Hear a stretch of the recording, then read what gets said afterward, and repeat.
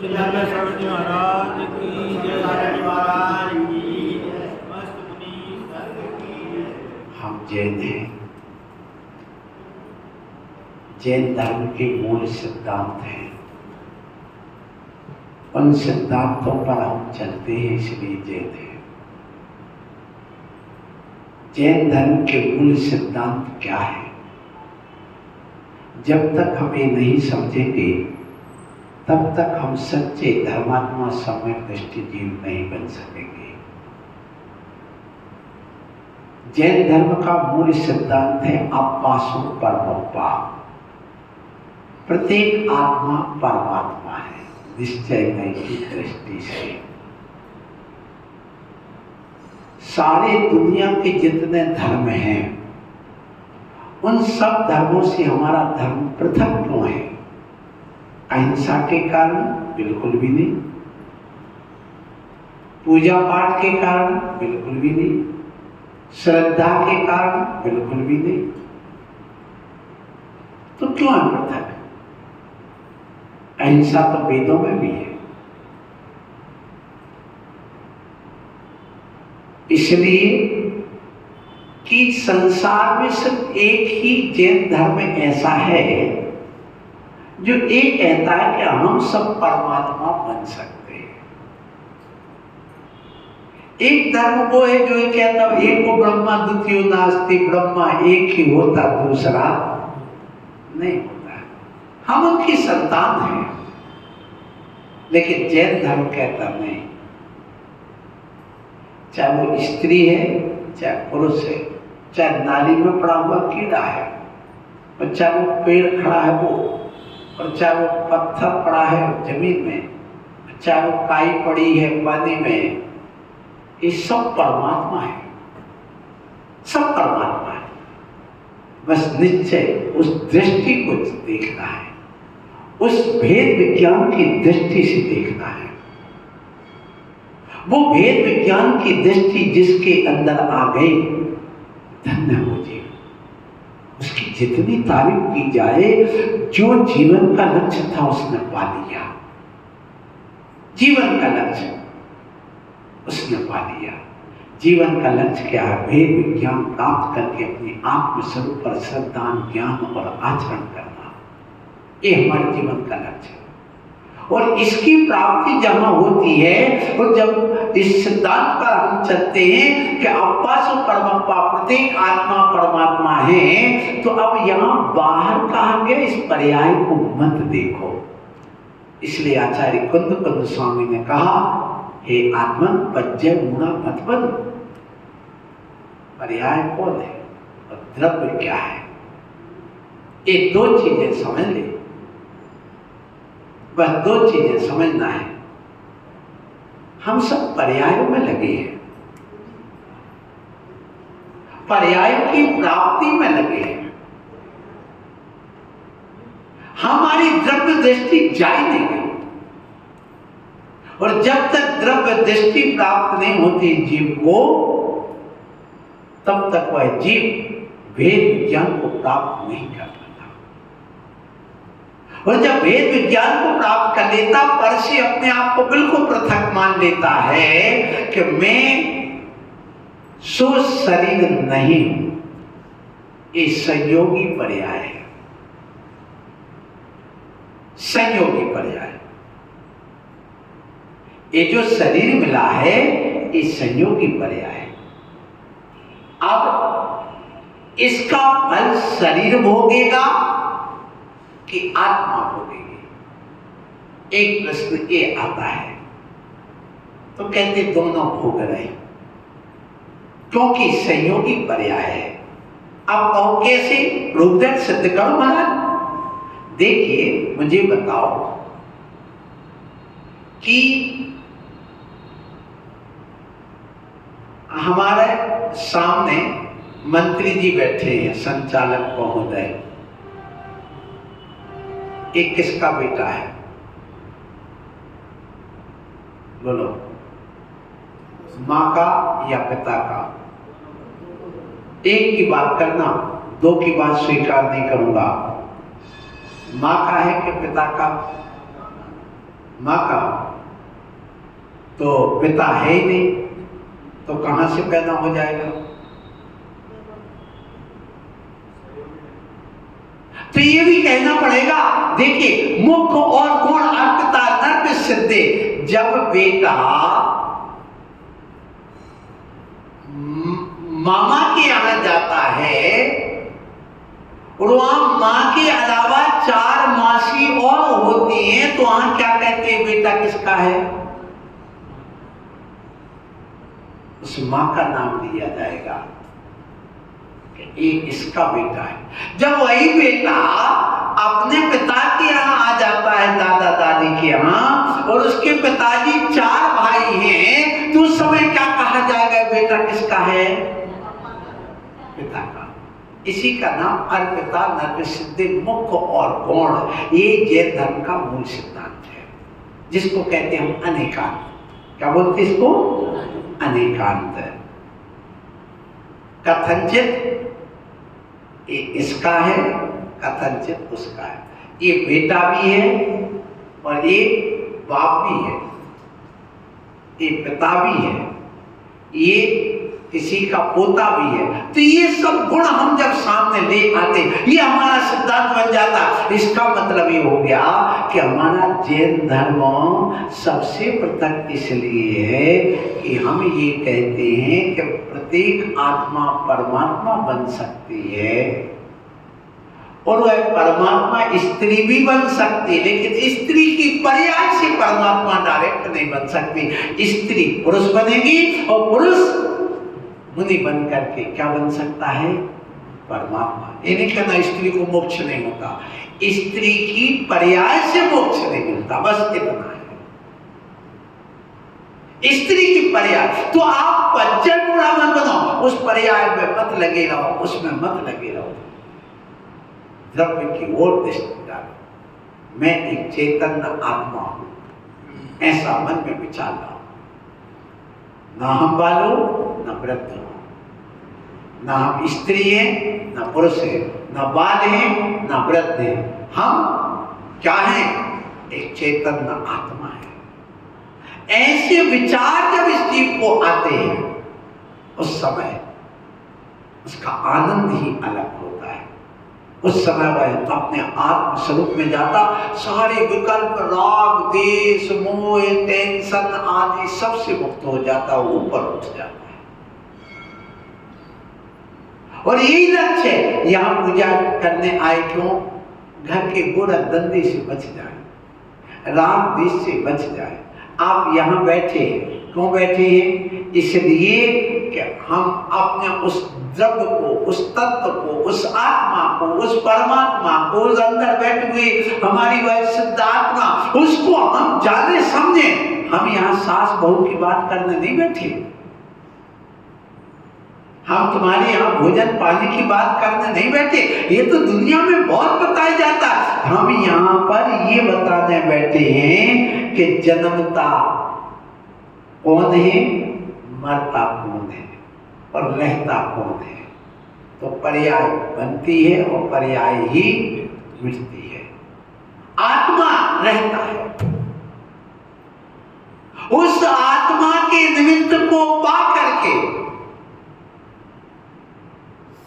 जब वह आत्मा परिणाम करती है तो कर्म आते संयोगी पर्याय हो जाती है।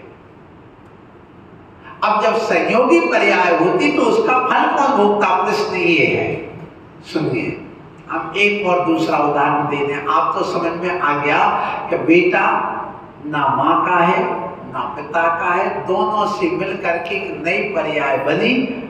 मात पिता रज बीरज मिलकर बनी देह मेरी।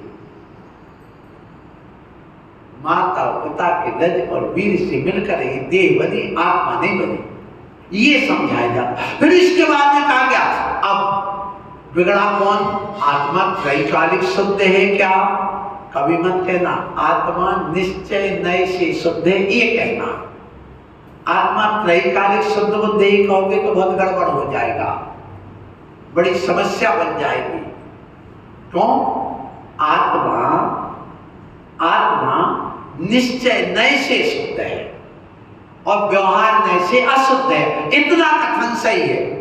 एक कहने की प्रक्रिया है, नई बात। तो यदि हम कहेंगे आत्मा त्रैकालिक शुद्ध बुद्ध अखंड पिंड है, तो फिर कहेंगे भैया एक क्यों कहते मिथ्या हटाओ, एक क्यों कहते कर्म हटाओ। ये प्रश्न हमारे सामने आता है।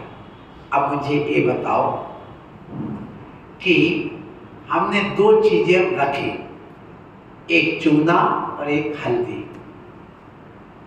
कितनी चीज? अब दोनों को मिक्सिंग किया। चूना कैसा है? सफेद। और हल्दी कैसी है? पीली। अब दोनों को मिलाओ तो रंग कैसा आ गया? लाल। क्या आ गया?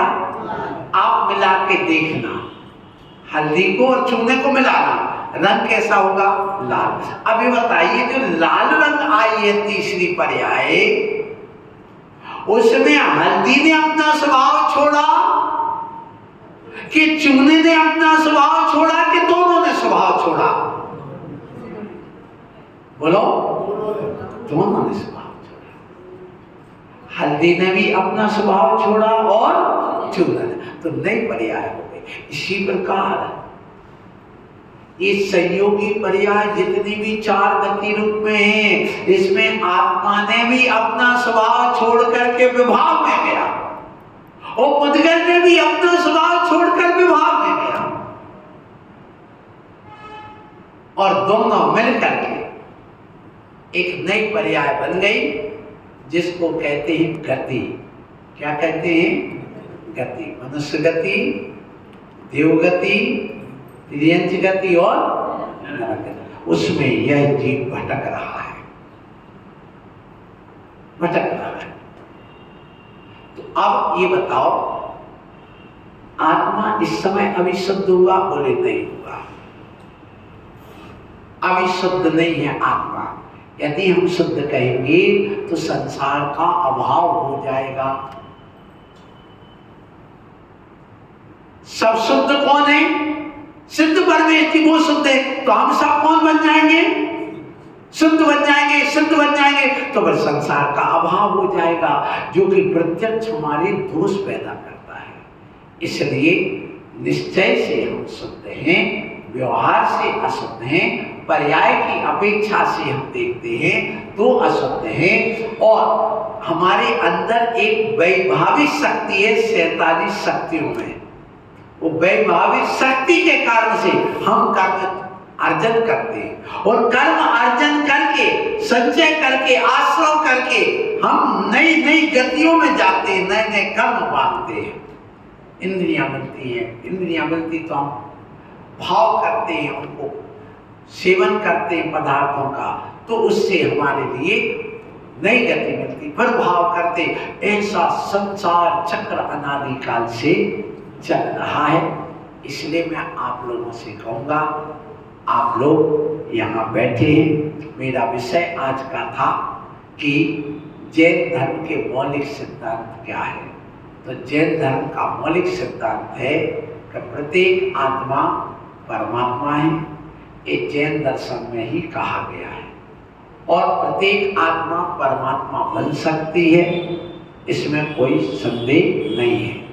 जीव ना जन्मता है ना मरता है, संसार अवस्था में पर्याय बदलता है कर्म के निमित्त के कारण से, इसलिए उसी को ही हम जन्म मरण कहते हैं। ये जैन धर्म का सिद्धांत है। काल अनादि है, जीव भी अनादि है, अनंत काल तक रहेगा। जीव स्वयं अपने कर्मों का फल भोगता है, ब्रह्मा हमें कोई या ईश्वर खुदा हमें फल नहीं देता है, हम स्वयं कर्मों के फल भोगते हैं। ये हमारा मूल सिद्धांत है। फिर कहा ये जो जीव है कर्म से सहित है, इसलिए संसारी है, और जब कर्मों से रहित हो जाता है तो मुक्त कहलाता है। इसलिए जीव दो प्रकार के जीव हमारा मूल सिद्धांत है कि जीव दो प्रकार के, एक संसारी और एक मुक्त जीव। तो हम कर्मों से सहित हैं, इसलिए संसारी है, और जो कर्मों से रहित हो गए वो मुक्त कहलाते हैं। अब देखिए, फिर इसके बाद में कहा कि देखो भगवान बन गए, हम कर्म मुक्त हो गए, पुनः साल में हमारा अवतार नहीं होता। ये हमारा मूल सिद्धांत है। जबकि कुछ लोग कहते हैं तो भगवान वैसे अवतरित होते हैं, जैन धर्म कहता नहीं, पुनः भगवान का अवतार नहीं होता। क्यों नहीं होता? इसलिए उदाहरण दिया गया, जैसे बीज है, बीज वो उग सकता है, उसमें बहुत सारे बीज और बन सकते हैं। इसी प्रकार यदि उस बीज को जला दिया जाए तो क्या उगेगा? पुनः नहीं उगेगा। तो कर्म हमारे बीज का काम करते, वो कर्म रूपी बीज को हमने जला दिया, तो अब हम पुनः जन्म नहीं लेंगे, पुनः हमारा जन्म नहीं होता है। ये हमारा जैन धर्म का सिद्धांत है। अब देखिए, प्रत्येक आत्मा परमात्मा बन सकती है, ये निश्चित। फिर प्रश्न आता है कैसे बन सकती है? तो फिर वहां आता है कि देखो, प्रत्येक आत्मा परमात्मा तभी बन सकती है जब वह रत्नत्रय धारण करती है। रत्नत्रय का सम्यक दर्शन, सम्यक ज्ञान और सम्यक चार। जब ये तीन का को धारण करेगी तो वह आत्मा क्या बनेगी? परमात्मा बनेगी। अब रत्नत्रय में अब सम्यक दर्शन क्या है? तो देव शास्त्र गुरु पर श्रद्धान करना, 7 तत्वों पर श्रद्धान करना, अपनी आत्मा की अनुभूति करना, ये निश्चय सम्यक दर्शन। और श्रद्धान करना देव शास्त्र गुरु 7 तत्व पर व्यवहार सम्यक दर्शन, ये सम्यक दर्शन की बात हो गई। फिर इसके बाद जो भगवान ने 7 तत्व कहे उसको जानना, सो सम्यक ज्ञान हो गया। फिर रत्नत्रय में चारित्र जो है, 5 महाव्रत, 5 इंद्रिय विजय, फिर 5 समिति, इनका पालन करना। फिर इसके अलावा 6 आवश्यक पालन करना और 7 गुणों का और धारण करना। ये 28 मूल गुणों का पालन करने से वह आत्मा क्या बनती है? परमात्मा बन जाती है। पहले मुनि बनेगी, मुनि बनकर के वह आत्मा परमात्मा बनती है। तो अब अहिंसा हमारा धर्म है। क्या कहा? अहिंसा हमारा धर्म है। तो ये रत्नत्रय में चारित्र के अंतर्गत आ जाता है। अब हर व्यक्ति कहता है मेरा धर्म अनादिकालीन है। हम कहते हैं हमारा धर्म अनादिकालीन है। सामने वाला कहता सिद्ध करो, मुझे बताओ। किसी मुस्लिम भाईजान से पूछो आपका धर्म अनादिकालीन है, कैसे सिद्ध करो?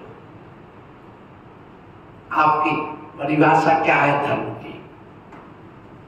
किसी हिंदू भाई से पूछो कि तुम्हारे यहां धर्म की परिभाषा क्या है, आप अनादिकालीन से सिद्ध करिए। पर एक बुद्ध से पूछो, एक ईसाई से पूछो, फिर एक जैन से पूछो, सब अपना अपना कहते हैं। लेकिन जैन धर्म इसमें क्या कहता है सुनिए। ये हमारा मूल सिद्धांत है कि जीव अनादिकाल से है और अनंत काल तक रहेगा। ये हमारा मूल सिद्धांत है। अब मैं पूछता हूं, हमारे यहां पर ये सिद्ध करना है कि हमारा धर्म अनादिकाल से है, तो कैसे सिद्ध करेंगे? तो सुनो, ये बताइए हिंसा कब से है? जब से ये संसार है, ठीक है ना? अच्छा, अब बताइए अग्नि कब से जलाती है? जब से अग्नि है, ठीक है ना? पानी कब से बहता है? बोलो, जब से पानी कब से है? संसार कब से है? अनादिकाल से। सुनना, अब मुझे ये बताओ, हमारे यहां धर्म की परिभाषा क्या है? वस्तु स्वभावो, वस्तु का स्वभाव ही धर्म है। अब वस्तु का स्वभाव, जैसे अग्नि का स्वभाव क्या है? जलाना, ये धर्म है। ये धर्म कब से है? अनादिकाल से। तो हमारा धर्म कब से हुआ? दूसरी बात चली, ये हम सुख दुख का संवेदन कर रहे हैं, कब से कर रहे हैं? अनादिकाल से। तो हमारा धर्म कब से हुआ? अनादिकाल से। अब बताओ, अहिंसा परमो धर्म, अहिंसा हमारा परम धर्म है। अल्लाह हमारा परम धर्म नहीं, महावीर हमारा परम धर्म नहीं, खुदा हमारा परम धर्म नहीं, आदिनाथ हमारा परम धर्म नहीं, राम हमारा परम धर्म नहीं, ब्रह्मा हमारा परम धर्म नहीं, अहिंसा हमारा परम धर्म है। जब अहिंसा हमारा परम धर्म है, अहिंसा कब से है? बोलो। अनादिकाल से। क्यों? हर चीज का जोड़ा होता है। दिन है तो रात, सुख है तो, हिंसा है तो, संसार है तो मोक्ष है, स्वर्ग है तो नरक है, स्त्री है तो पुरुष है। हर चीज का जोड़ा है। जब हर चीज का जोड़ा है, अब आप विचार करिए कि जब संसार है तो मोक्ष है, एक निश्चित बात है।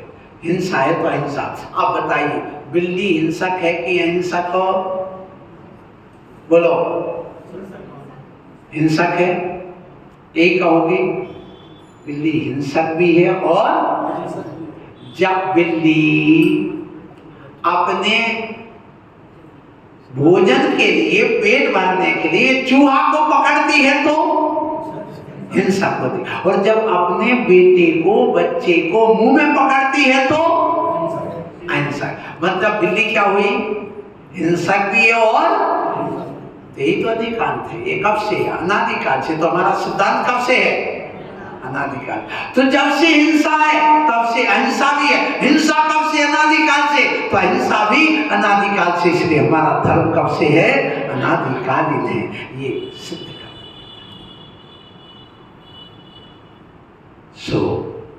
समय हो गया। आप सबको आशीर्वाद। हम यही कहेंगे कि हमारे मूल सिद्धांत यही है कि हमारा मोक्ष में जाने के बाद पुनर्जन्म नहीं होता। हमारे यहाँ नयवाद है, श्यामवाद है, अनेकात्मवाद है। एक तीन सिद्धांत हमारे हैं मूलतः, अहिंसावाद आदि है। तो इन मूल धर्म के सिद्धांतों को समझ करके वस्तु स्वभाव धर्मो, ये वस्तु का स्वभाव ये धर्म है और ये अनादिकाल से है। इसलिए हमारा धर्म अनादिकाल से है। प्रत्येक आत्मा परमात्मा बन सकती है, ये हमारा मूल सिद्धांत है। बोलो महावीर भगवान की जय।